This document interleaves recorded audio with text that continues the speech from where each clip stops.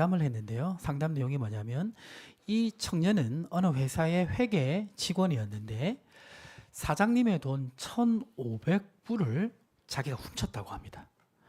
그래가지고 훔쳐가지고 잘 쓰다가 어느 순간에 죄임을 깨닫고 돌이키려고 했는데 막상 보니까 돈을 너무 많이 써버린 거예요. 그래가지고 갚을 수가 없으니까 어떻게 생각했냐면 남은 돈으로 장사를 해가지고 1,500불을 만들어서 돌려드려야겠다 이렇게 생각하고 무디 목사님에게 이렇게 하면 어떻겠습니까? 이렇게 의논을 했다고 합니다. 여러분에게 누가 상담한다면 어떻게 대답하시겠습니까? 무디 목사님은 훔친 돈으로 장사를 한다는 것은 말도 안 됩니다. 남은 돈이라도 우선 돌려드리고 용서를 구하는 것이 좋겠습니다. 이렇게 권면했는데 그 권면을 따라 청년이 목사님과 함께 사장님에게 가서 솔직히 얘기하고 용서를 구했습니다. 그러자 사장님이 솔직히 고백한 것을 기쁘게 받고 너그럽게 용서해 주었다는 그런 이야기가 있습니다. 사람 누구나 다 죄를 짓죠. 그렇죠? 실수를 하죠. 근데 죄를 지었을 때 그 죄를 깨닫고 회개하는 사람이 있습니다. 그렇죠?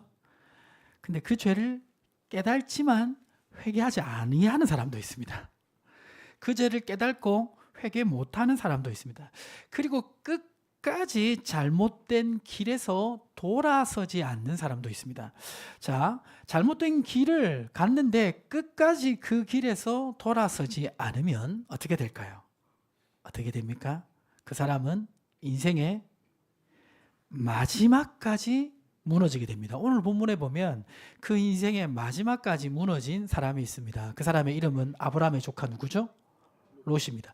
롯은 가나안 땅, 약속의 땅 경계 밖에 있는 소돔 땅으로 갔습니다. 소돔이 물도 많고 화려해 보이고 풍요로워 보였기 때문에 그 땅을 선택했습니다. 그런데 성경은 소돔 땅이 어떤 땅이었는지 이렇게 말하고 있습니다. 창세기 13장 13절에 보니까 소돔 사람은 여호와 앞에 악하며 어떤 죄인이었더라?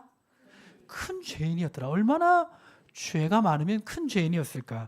이 소돔 땅에 대해서 설명을 하는 내용이 있는데요. 에스겔서 16장 49절에 보면 소돔 땅에 이 큰 죄악이 묘사되어 있습니다. 우리 청년들만 읽어보겠습니다. 네, 아우 소돔의 죄악은 이러하니 그와 그의 딸들에게 교만함과 음식물의 풍족함과 태평함이 있음이며 또 그가 가난하고 궁핍한 자를 도와주지 아니하며. 이 소돔 땅은 잘 살았어요. 물질적으로 풍요로웠습니다. 자, 근데 어땠냐? 약자들을 압제하는 곳이었어요. 힘 있는 사람이 약한 사람을 찍어 누르는 그러한 도시였습니다. 이것이 소돔의 죄악의 첫 번째고, 두 번째는 유다서 1장 7절에 보면 이렇게 기록되어 있는데 소돔과 고모라와 그 이웃 도시들도 그들과 같은 행동으로 음란하며 다른 육체를 따라가다가 영원한 불의 형벌을 받음으로 거울이 되었느니라. 자, 소돔 성이 어땠습니까? 음란하며 굉장히 성적으로 문란한 도시가 이 소돔 땅이었습니다. 그것을 표현하기를 음란하며 다른 육체를 따라가다가, 다른 육체 따라간다는 게 무슨 말일까? 그 번역본 보면 제일 번역이 잘 돼 있는 것이 ESV 성경에 보면 자연스럽지 않는 성적 욕망을 쫓아갔다라고 말하고 있습니다.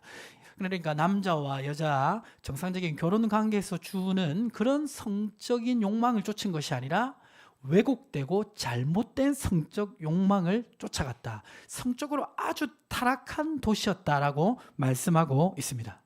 자, 굉장히 화려해요. 살기 좋아요. 그런데 강자가 약자를 그냥 막 압제하는 도시예요. 성적으로 너무 문란한 도시예요.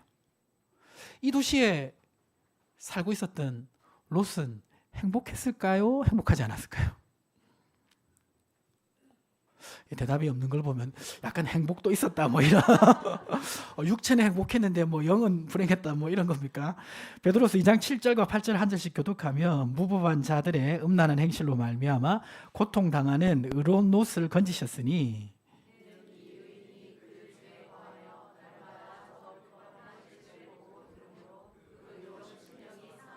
자, 롯을 어떻게 표현하고 있습니까? 의인이었다라고 표현하고 있습니다. 롯은 아브라함과 함께 다녔잖아요. 하나님의 언약을 받고 하나님 뜻대로 살아가는 아브라함과 함께 다녔습니다. 그래서 이 죄에 대한 기준이 있었고 하나님을 섬기며 살아야 된다는 것도 어느 정도 알고 있었던 사람입니다. 나름대로 의의 기준이 있었던 사람입니다. 이 사람이 소돔 땅 갔는데 굉장히 부유하고 화려하지만 주변 사람들이 막 죄를 지어요. 약한 사람들을 막 괴롭혀요. 그리고 성적으로 너무 막 문란해요. 별의별 일이 다 있어요. 그러니까 롯이 자기가 죄를 안 짓더라도 그 죄를 보고 있는 것이 괴로웠고, 그리고 그 죄의 유혹 가운데 있는 자신을 보면서 또 괴로웠습니다. 요한일서 3장 9절에 보면 그리스도인의 정체성을 이렇게 말하고 있는데요. 우리 남성 성도님도 한번 읽어보겠습니다. 하나님께로부터 난 자마다 죄를 짓지 아니하니 이는 하나님의 씨가 그의 속에 거함이요 그도 범죄하지 못하는 것은 하나님께로부터 났음이라. 예수 그리스도를 믿으면 거듭난 생명이 있습니다. 하나님의 백성은 하나님의 백성으로서 정체성이 있습니다. 그러니까 하나님 주신 선한 양심과 죄가 같이 갈 수가 없어요. 그러니까 롯은 하나님의 사람으로 악한 도시에 들어갔으니까 그 도시에서 살아가는 삶이 힘들었습니다.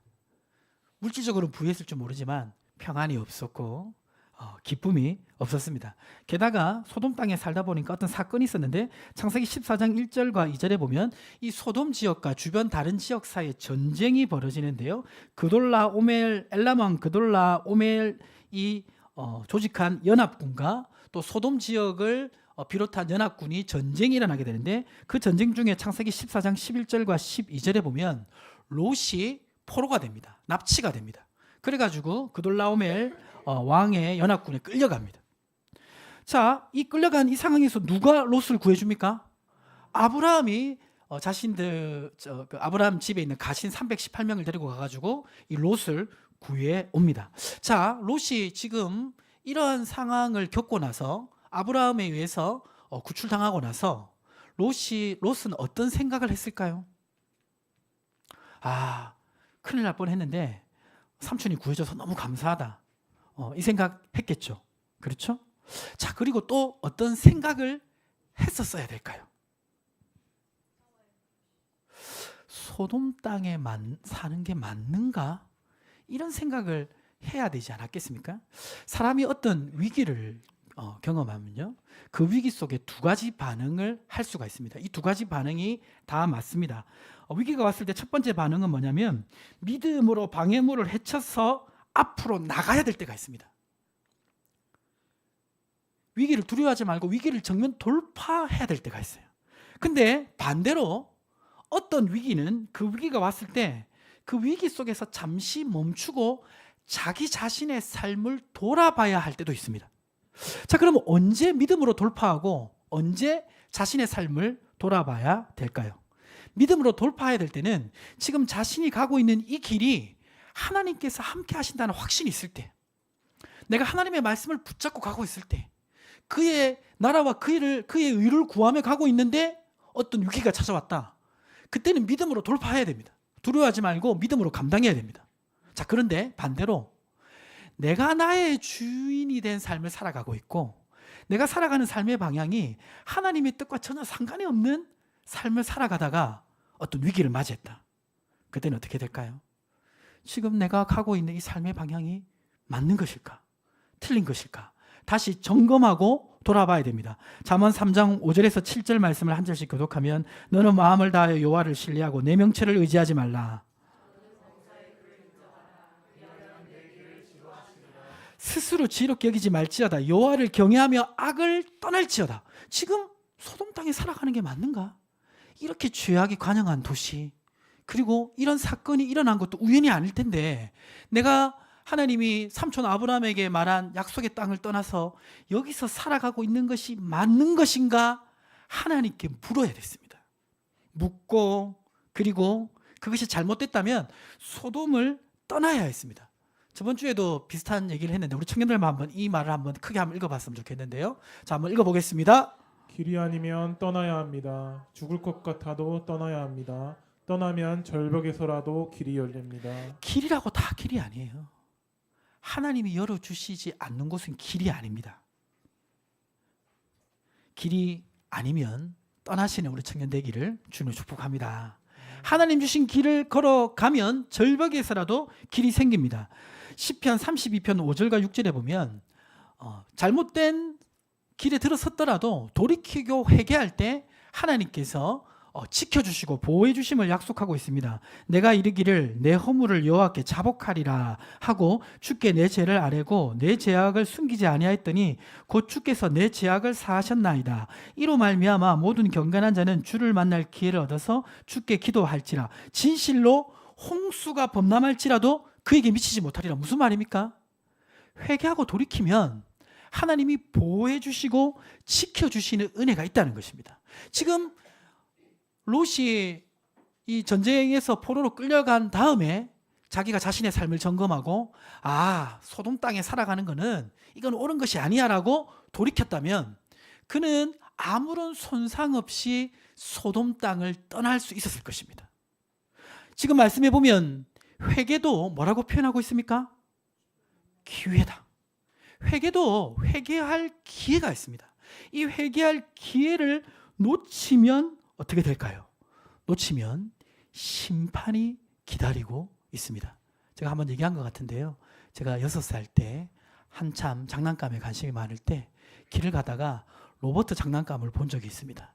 그것을 너무 사고 싶어가지고 집에 저희 어머니 아버지가 모아둔 저금통이 있는데 그 저금통을 깨가지고 제가 그 장난감을 샀습니다. 그래가지고 그 로봇 장난감 가지고 막 기뻐하고 있으니까 저희 어머니가 물으셨어요. 자니야, 이 장난감 어디서 났니? 그러자 하나님 저에게 지혜를 주셨습니다. 바로 제가 말했습니다. 아버지가 사주셨어요. 어디서 그런 생각이 났는지 그냥 자연스럽게 거짓말을 한 거죠. 하고 나서 빨리 아버지께 이 사실을 알렸어야 되는데 알리지 못한 사이에 저희 어머님이 조사를 했습니다. 조사를 해가지고 아버지한테 확인을 하고 제가 거짓말한 것을 알게 되자 저금통을 깨트린 그것에 분노하신 것이 아니라 거짓말한 그것에 분노하셔서 저희 집에 그때 장난감 칼이 있었는데 장난감 칼이 칼집에 꽂혀 있었거든요. 저희 어머님이 칼을 뽑으시더라고요. 장난감 칼에서. 그리고 칼은 던지시고 칼집으로 저를 엄청나게 때리셨어요. 아마 제가 어머니가 장난감이 어디서 났니? 라고 물었을 때 제가 솔직히 너무 사고 싶어서 저금통을 깨트렸다 이렇게 말했으면 그렇게 제가 심판받지 않았을 것입니다. 자, 분명히 오늘 이 롯이 전쟁에 의해서 포로로 끌려간 그것은 하나님이 주시는 경고입니다. 경고를 받았을 때 돌이켜야 됩니다. 경고를 받았을 때 돌이키지 않으면 어떻게 됩니까? 스스로 회개하지 않으면 어떻게 되죠? 회개할 수밖에 없게 만드십니다. 지금 롯이 스스로 소돔 땅에 빠져나오지 못하니까 어떻게 하십니까? 롯이 스스로 소돔 땅에 빠져나오지 못하니까 하나님은 롯이 뿌리 내린 소돔 땅을 심판하시는 것을 보게 됩니다. 롯은 경고를 받았음에도 불구하고 소돔 땅에 잘 살고 있었습니다. 살고 있으니까 이전에 아브라함하고 있을 때는 나타나지 않았던 사람들이 나타나는데 롯의 아내도 나타나고 롯의 딸들도 나타나고 그거는 롯이 소돔 땅에 깊이 뿌리 내려 살았다는 것입니다. 자, 그렇게 살고 있는데 어느 날 아들을 간절히 원하지만 아직 응답이 없었던 아브라함 집에 하나님이 천사 둘을 데리고 오셨습니다. 오셔가지고 아브라함을 만나서 하나님이 두 가지 중요한 얘기를 했는데 하나는 뭐냐면 가나안 땅에서 약속을 기다리고 있던 아브라함에게 자녀를 주실 것이다라는 약속을 주셨어요. 그리고 소돔 땅을 향해서는 그 죄악이 간영함으로 내가 심판할 거라고 말씀하셨습니다. 그 일 있고 나서 하나님과 함께 아브라함을 찾아왔던 천사 둘은 소돔 땅을 향해 가기 시작했습니다. 소돔 땅을 향해 가고 있으니까 그 소돔 땅 성문 앞에 롯이 있어서 그 두 천사를 보고 환대해서 자기 집에 접대했습니다. 접대해서 그렇게 있었는데 갑자기 이 롯의 집을 두드리는 사람들이 있었습니다. 누구였냐면 소돔 사람들이었습니다. 소돔 사람들이 지금 외부에서 온 손님 두 사람이 롯의 집에 들어간 것을 알고 롯에게 찾아온 것입니다. 두드리면서 이제 문을 두드리면서 요구한 게 뭐냐면 그 두 사람을 이끌어내라고 얘기했습니다. 자, 두 사람을 이끌어내라. 이게 무슨 의미일까요? 외부에서 왔으니까 우리가 조사하겠다 이런 걸까요? 그 두 사람을 이끌어내라고 한 그 이유는 뭐냐면, 참 말하기도 민망한데, 이 무리들이 집단으로 성폭력을 행하기 위해서 이 두 사람을 끌어내라는 것입니다. 아니, 어떻게 이런 일이 있을 수 있을까 생각하겠지만, 그만큼 소돔은 약자를 압제하는 폭력과 성적으로 문란한 도시였기 때문에 이러한 것들이 당연하게 일어나고 있었던 것입니다. 그래서 롯이 어떤 상황인지 알아채고, 오늘날 우리 지금 여성들 입장에서는 굉장히 이해되지 않는 말씀인데, 자기의 두 딸을 대신해서 내보내면 안 되겠냐고 이렇게 제안합니다. 그러자 이 무리들이 뭐라고 말하냐면, 딸들은 필요 없다. 그 두 사람 남자들을 달라고 합니다. 그건 뭐냐면, 그들이 원하는 것은 동성 집단 성폭력이었던 것입니다. 어떻게 그런 일이 있을 수 있을까 싶은데, 소돔 땅에는 이러한 일이 일어나고 있었습니다.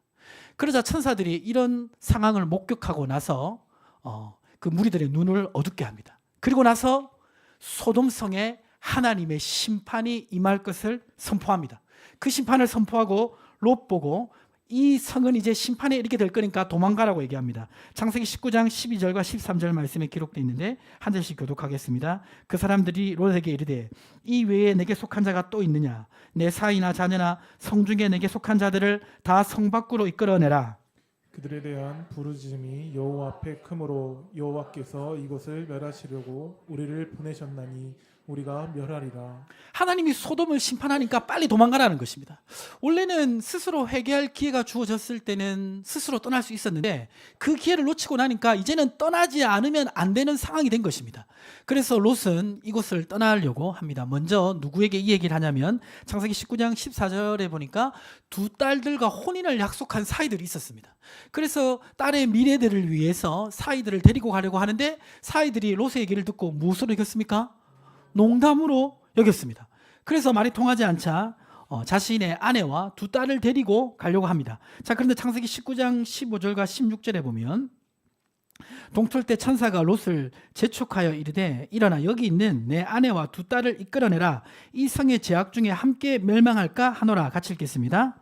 그러나 롯이 지체함에 그 사람들이 롯의 손과 그 아내의 손과 두 딸의 손을 잡아 인도하여 성 밖에 두니 여호와께서 그에게 자비를 더하심이었더라. 빨리 지금 떠나야 되는 상황인데 롯이 어떻게 했습니까? 지체했습니다. 하나님의 말씀을 바로 순종하기에 둔한 롯의 모습을 보게 됩니다. 그렇지만 하나님께서 롯에게 은혜를 베풀어서 천사의 손을 통해서 이 심판받는 소돔성을 무사히 빠져나갈 수 있도록 그렇게 은혜를 베풀어 주셨습니다. 자, 그런데 이 천사들은 이 성 밖으로 나간 롯의 가족들에게 뭐라고 얘기하냐면, 창세기 19장 17절을 우리 웅보명자가 읽어주세요. 그 사람들이 그들을 밖으로 이끌어낸 후에 이르되, 도망하여 생명을 보존하라. 돌아보거나 들에 머물지 말고 산으로 도망하여 멸망함을 면하라. 지금 심판이 시작됐는데, 이 심판을 피해서 도망가는 길에서 무엇을 하지 말라고 했습니까? 뒤돌아보지 말라. 그리고 중간에 멈추지 말고 끝까지 산까지 가라고 그렇게 얘기했습니다. 자, 그래서 도망가다가 가족 중에 한 명이 뒤를 돌아봤습니다. 창세기 19장 26절에 보니까 롯의 아내는 뒤를 돌아보았으므로 무엇이 되었습니까? 소금 기둥이 되었습니다. 자, 여기서 롯의 아내가 왜 뒤돌아봤을까요? 가지고 오지 못한 금덩어리가 있었을까요? 무엇 때문에 뒤돌아봤을까요? 그 소돔에서의 삶의 미련이 있었기 때문에 롯은 뒤돌아 보았습니다. 우리가 죄에서 회개하고 돌이킬 때는 미련을 가지면 안 돼요. 이것이 잘못된 길이라 생각하면 지체 없이 미련 없이 뒤돌아서야 될 줄 믿습니다. 그래야 우리의 영혼과 생명을 지킬 수가 있습니다. 누가복음 17장 32절 33절에 예수님의 말씀에 보면, 롯의 철을 기억하라. 무릇 자기 목숨을 보존하고자 하는 자는 잃을 것이요 잃는 자는 살리리라. 뒤돌아보지 않고 가야 생명과 영혼을 보존할 수가 있는 것입니다.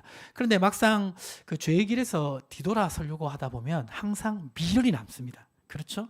그 죄의 삶을 통해서 주는 어떤 인간적인 유익 때문에 뒤돌아서기 어려울 때가 있는데 그 타이밍을 놓치게 되면 분명 많은 대가를 치르게 돼 있습니다. 그 한국교회 유명한 부흥사 중에 이성봉 목사님이란 분이 있는데요. 이분이 이제 만주에서 이렇게 사역을 하다가 장로님 한 분을 만났습니다. 근데 그 장로님의 직업이 뭐였냐면 아편 장사 하시는 분이었어요. 장로님의 아편 장사. 전혀 지금 안 어울리는 직업인데 이제 그 일을 하고 있었습니다. 그래가지고 목사님이 이제 호통을 쳤어요. 아니 교회 장로님이 지금 무슨 아편 장사를 합니까? 당장 그만두세요. 이렇게 했는데 장로님이 뭐라고 말했냐면 목사님 내가 아들을 공부시키고 있는데 이 아들이 지금 사실 그때 당시면 정말 대학이란 곳에 가기도 어렵고 가도 비용이 많은 드는 시대였습니다. 대학을 갔는데 대학 등록금 졸업할 때까지만 내가 이 일을 하겠습니다. 이렇게 했어요. 그래가지고 이제 헤어졌다가 몇 년 후에 다시 이 목사님이 그 장로님을 만났습니다. 그래서 장로님이 여전히 그 일을 하고 있는 거예요. 아편 장사를 하고 있는 거예요. 그래서 목사님이 아니 그때 그만두기로 하지 않았습니까? 하니까 장로님이 뭐라고 말하냐면 내가 이것을 그만두기 전에 한미천 잡고 그만두겠습니다. 이렇게 해서 회개하지 않고 장사를 했는데 나중에 세 번째 이 목사님이 장로님을 만나니까 장로님이 울면서 목사님의 기도 부탁을 했습니다. 기도 부탁한 내용을 들어보니까 자기 아들이 아편에 중독된 것입니다. 그리고 어떻게 문제가 생겨가지고 그 일본 군인에 의해서 끌려가가지고 고문을 받고 많은 문제가 생겨서 정상적인 삶을 살지 못하게 된 것입니다. 회개도 회개할 기회가 있습니다. 계시록 21장 22절에 보면요 이렇게 기록되어 있는데요.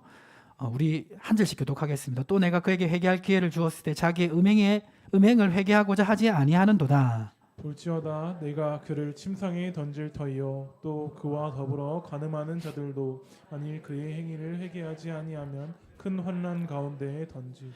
회개할 기회를 분명히 주신다고 했죠. 스스로 회개할 기회를 준다고 했습니다. 그러나 그 회개할 기회를 놓치면 무엇이 기다리고 있습니까? 큰 환난이 기다리고 있습니다. 이거는 어떤 의미냐면 스스로 회개할 기회가 주어질 때 회개하지 않으면 심판을 통해서 회개하게 하시는 것입니다. 그러니까 환난 가운데 던지는 게 회개하게 하기 위해서 그런 고난을 주는 것입니다. 소돔을 스스로 안 떠나니까 떠날 수밖에 없게 만드시는 것입니다. 혹시 이 말씀 듣는데 마음에 뭔가 찔리시는 분 있으세요? 있으십니까? 목사님 말 들으니까 이거 아닌데 생각되시는 분 있습니까? 어떻게 해야 됩니까? 지금 돌아서야 됩니다. 뒤돌아보지 말고 돌아서십시오. 돌아서면 살 길이 생기는 줄 믿으시기 바랍니다. 히브리서 3장 12절과 13절에 보시면요. 한 절씩 교독합니다. 형제들아 너희는 삼가 혹 너희 중에 누가 믿지 아니하는 악한 마음을 품고 살아계신 하나님께 떨어질까 조심할 것이요. 오직 오늘이라 일컫는 동안에 매일 피차 권면하여 너희 중에 누구든지 죄의 유혹으로 완고하게 되지 않도록 하라. 내가 지금 잘못된 길에 들어섰다고 생각되는 부분이 있으면 지체 없이 돌아서십시오. 그리고 나 말고 생각나는 사람이 있습니까? 저 사람 저러면 안 되는데 어떻게 해야 될까요?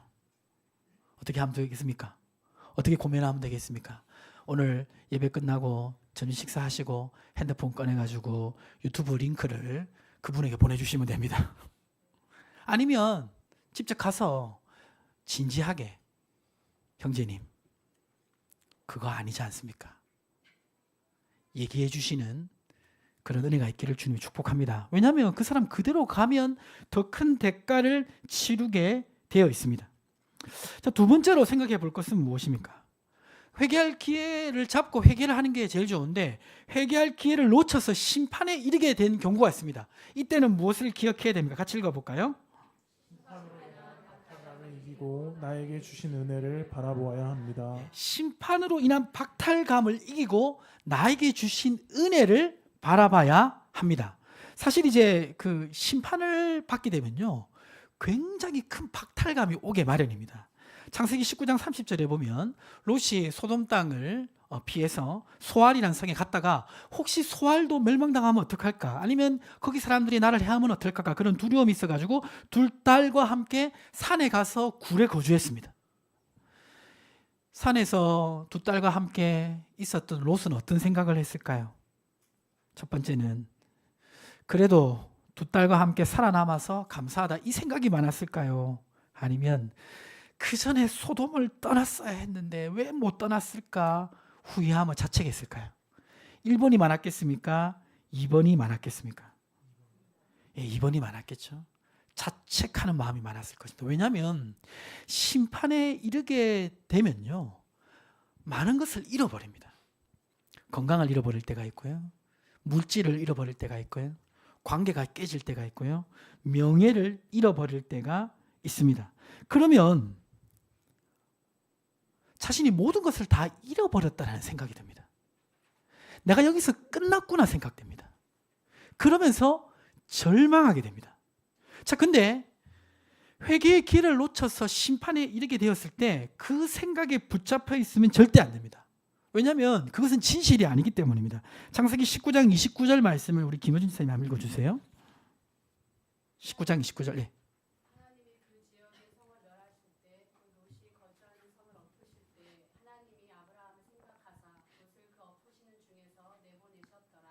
롯이 생각할 때는 나 망했다, 이제 끝났다 생각했지만 진짜 망한 사람들은 누굽니까?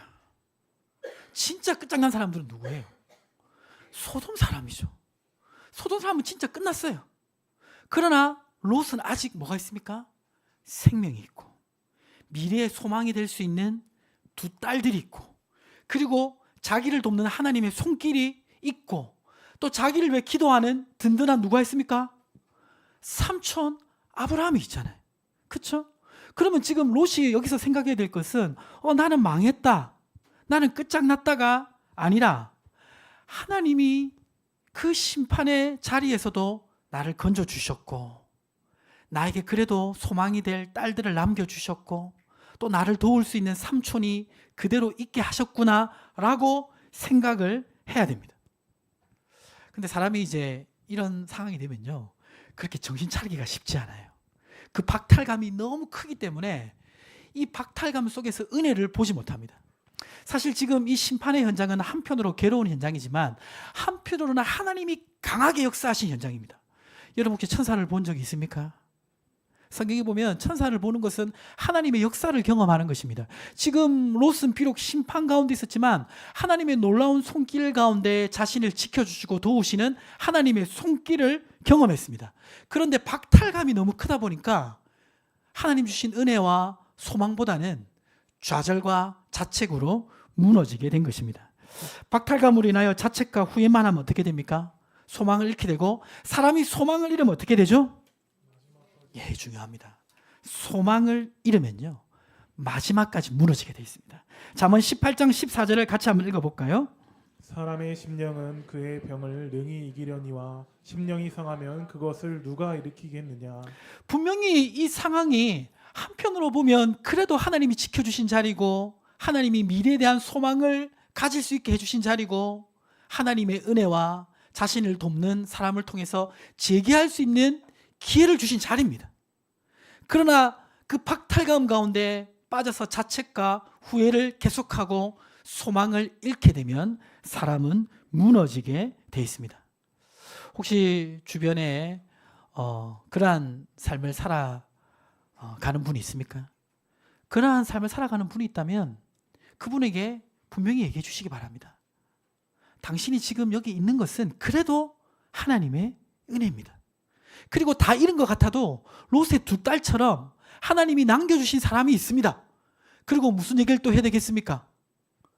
아브라함처럼 내가 당신을 위해서 기도하고 있습니다. 그리고 하나님의 은혜도 있습니다.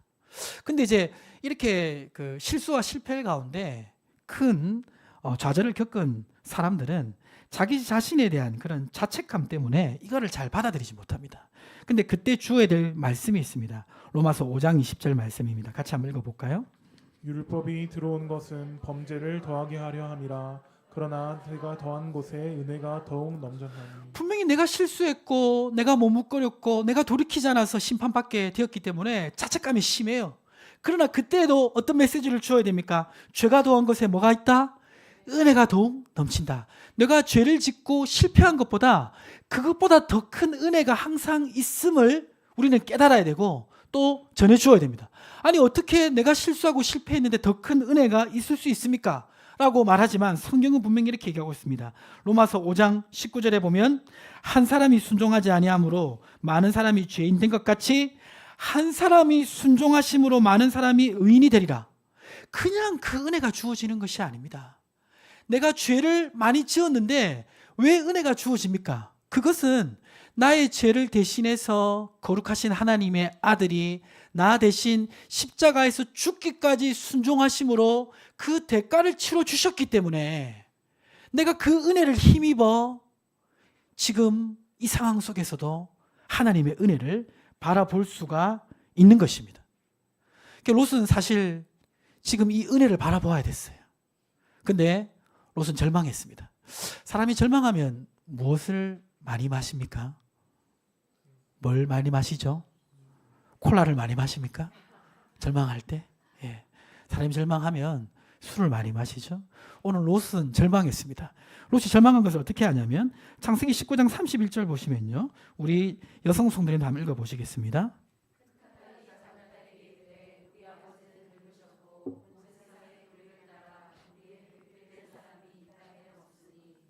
자, 이어서 32절까지 읽어볼까요? 하시게 하고 동침하여 우리 아버지로 말미암아 후손을 이어가자 하고. 자, 이제 무슨 내용입니까? 지금 두 딸들이 굴에 같이 들어가서 보니까 재산은 다 잃었죠. 아버지는 지금 절망했죠. 이제 그때 당시 문화는 아버지가 이제 딸의 남편을 이렇게 배필을 찾아줘야 되는데 가능성이 다 사라진 겁니다.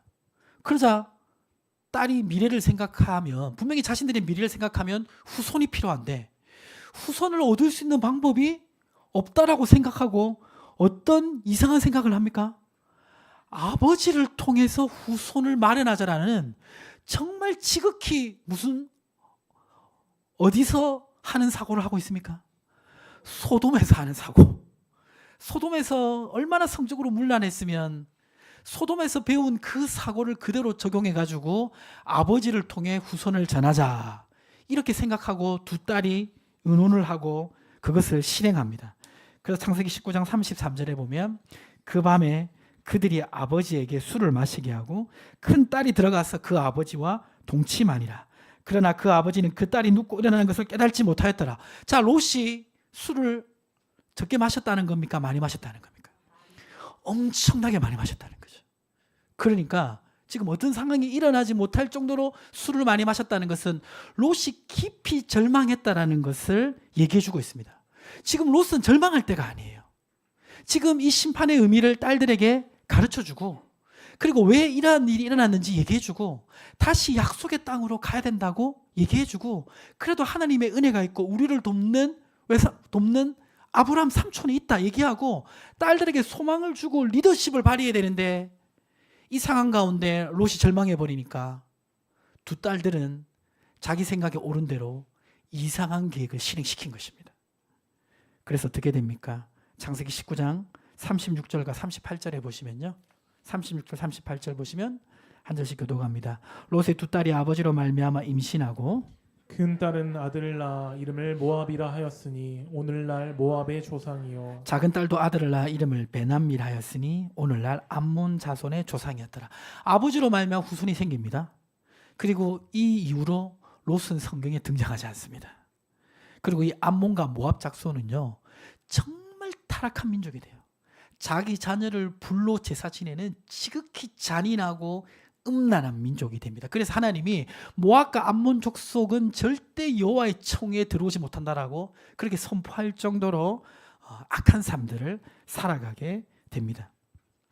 분명히 롯이 그 굴에 있었을 때 딸들이 이 계획을 실행하기 전에 정신을 차렸다면 그 시간에 돌이킬 수 있는 은혜가 있었습니다. 이 세상에 돌이킬 수 있는 기회가 없어지는 것은 없습니다. 왜 그런 말 있지 않습니까? 끝날 때까지 끝난 게 아니다. 성경에 보면 정말 마지막까지 간 사람에게도 하나님 은혜를 베푸시는 사람이 있는데 그 사람이 누구냐면 예수님과 함께 십자가에 달린 강도입니다. 그 강도는 흉악범이고 이제 십자가에 못 박혀 죽을 것밖에 없는데 이 강도에게도 하나님이 예수님이 은혜를 베푸시죠. 그래서 이렇게 적어봤습니다. 같이 한번 읽어보겠습니다. 십자가의 강도도 돌이킬 수 있는 시간과 은혜가 있었습니다. 십자가에 달려 죽는 것밖에 남아있지 않는 강도도 무엇이 있다? 돌이킬 수 있는 시간과 하나님이 주시는 은혜가 있습니다. 아멘이십니까? 회개하고 돌이켜서 낙원의 일이라는 은혜를 받지 않았습니까? 그리고 눈이 빠져 맷돌을 돌리는 삼손에게도 어떤 은혜가 있습니까? 머리카락이 다시 자라게 하는 은혜가 있고 블레셋 신전을 무너뜨릴 수 있는 기회가 삼손에게도 주어집니다. 예수님을 3번 부인한 베드로에게도 3번 사랑 고백할 수 있도록 누가 찾아오십니까? 예수님께서 찾아오시는 줄 믿으시기 바랍니다. 그러니까 마지막이라고 생각한 그 순간에 회개할 때 하나님의 은혜를 베푸심을 믿으시기 바랍니다. 개인적으로 굉장히 좋아하는 말씀인데요. 이사야 30장 26절 말씀 마지막으로 같이 한번 읽어보겠습니다. 여호와께서 자기 백성의 상처를 싸매시며 그들의 맞은 자리를 고치시는 날에는 달빛은 햇빛 같겠고 햇빛은 7배가 되어 7날의 빛과 같으리라. 정말 마지막까지 무너졌다라고 생각하는 그 순간에도 회개하고 돌이키면 달빛은 햇빛 같겠고 햇빛은 7배가 되어 7날의 빛과 같은 그러한 은혜를 베풀어 주신다라고 약속하고 있습니다. 그래서 우리는 마지막까지 무너져서는 안 돼요. 마지막에 해야 될 거는 회개와 은혜인 줄 믿으시기 바랍니다. 아멘이십니까?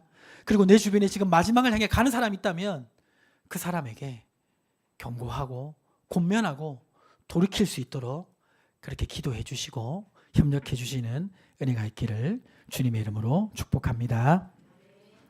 하나님 아버지, 오늘 마지막까지 무너진 사람이라는 제목으로 하나님 말씀을 들었습니다. 오늘 롯이 분명